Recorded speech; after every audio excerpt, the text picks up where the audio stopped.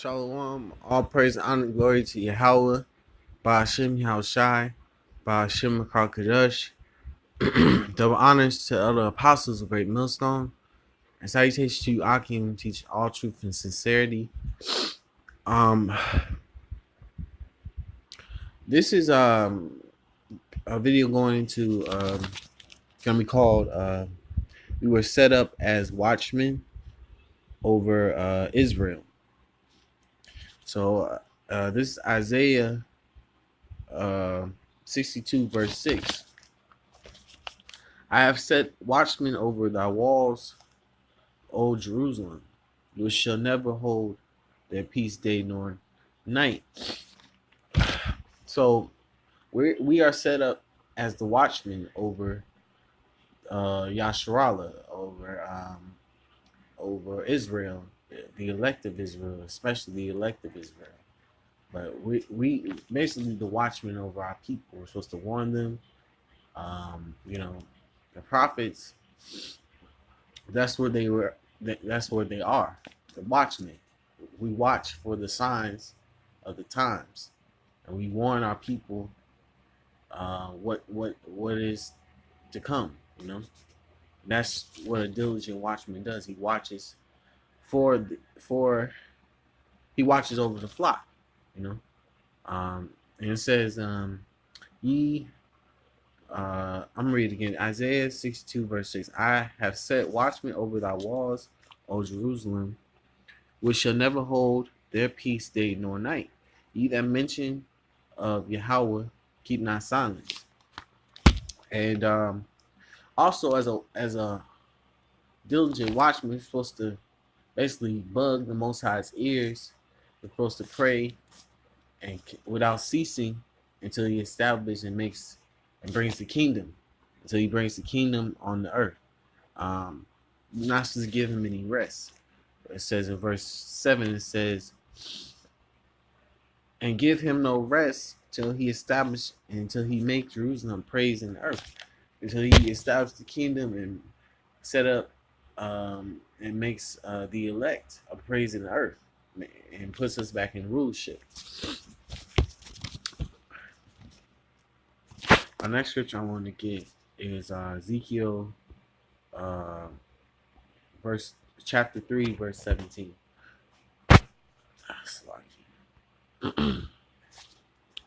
This is Ezekiel 3, verse 17. Son of man, I have made thee a watchman unto the house of Israel. Therefore, hear the word at my mouth and give them warning from me. So, as a watchman, it's just to warn the people about their wickedness that they're doing. It's supposed to warn them and tell them to stop doing that and turn back to the law, statutes, commandments of Yahweh Ba'ashem Yahushai. And if they don't take heed to the warning, it says, if we don't warn them that blood is required at our hands, but if we warn them, I'm going to just continue reading. This is Ezekiel 3 and 18. When I say unto the wicked, thou shalt surely die, and thou givest him not warning, nor speak to warn the wicked from his wicked way to save his life, the same wicked man shall die his iniquity, but his blood will I require at thy hand. So if we don't give him a warning, if we don't try to tell him that, if we tell a person to stop eating pork, which pork is against the laws, it's against the dietary law. So if we tell a Jake not to eat pork because it's bad for you, it's against the dietary law, you get sick from eating pork,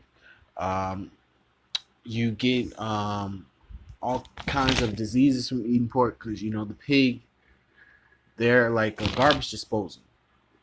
So and you can put poison in food and it won't hurt a pig. So if a pig is that toxic, they don't have sweat glands, they're a garbage disposal, and you tell Jake not to eat that pork because it has tapeworms and all this manner of mess in it, and they still continue to do it, that blood is off your hands. But if you didn't tell them nothing, if you just seen them eat pork and you didn't say nothing, and they continue doing it, and they don't know it's bad to eat pork, then they don't then that blood is required at your hands. So that's an example. So if we don't warn our people um what's going to be fall this place, the destruction's coming, World War III is coming, martial law is coming, all these calamities is coming to Babylon. We don't warn them of all the things that's coming to Babylon. That blood is going to be on our hands, and that's going to be required. That blood is going to be required of us. But in verse 19 it says, "Yet if thou warn the wicked, and he turn not from his wickedness, nor find his wicked way, from his wicked way, he shall die in his iniquity. But thou hast delivered thy soul." So if we warn them, they continue their wickedness, and they don't take heed to our warning, and they just continue being paying what's the word, lollygagging, keep continuing thinking the society continue to go on. They don't believe the destruction is coming, and the destruction comes, and they didn't take heed to the warning to turn back to the law, statutes, commandments of Yahweh Bashim Yahushai. We've saved our soul. We delivered our soul because we warned them, and they didn't take heed. So the blood is on them. It's not on us. I'm gonna go to Ezekiel 3:1. It says, "Moreover, he said unto me, Son of man, eat that thou findest, eat this roll, and go speak unto the house of Israel." So the benefits of eating the roll is like it says, tell the truth. Was I Salaki? I tell the whole truth, nothing but the truth. So help me. So help me. So help me God. They say that they put their right hand on the Bible in this court. It came to mind when I read this scripture. When you eat the whole roll in the scriptures, you can prove what you what's in the scripture is facts, really true. But when you haven't eaten the whole roll, how are you gonna warn someone of what entirely is in the scriptures if you haven't eaten the whole roll completely? That was my point with reading that scripture. But it says, "Eat thou findest, eat the whole roll, and go speak to the house of Israel." So if you read from Old to the Apocrypha to the New Testament, and you know what's in the scriptures because you read it verbatim and you know what's completely in the scriptures, you can prove, and you can factually know what is supposed to be warned to the people, what is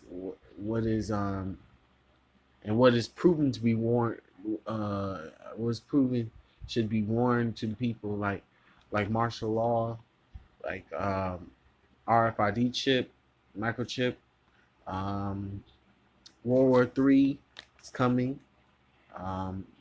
nuclear destruction is coming, ICBM nuclear missiles is going to drop on America. All those things is in the scriptures. So if you read if you read the whole roll, you can prove that what is factually why the warning is important.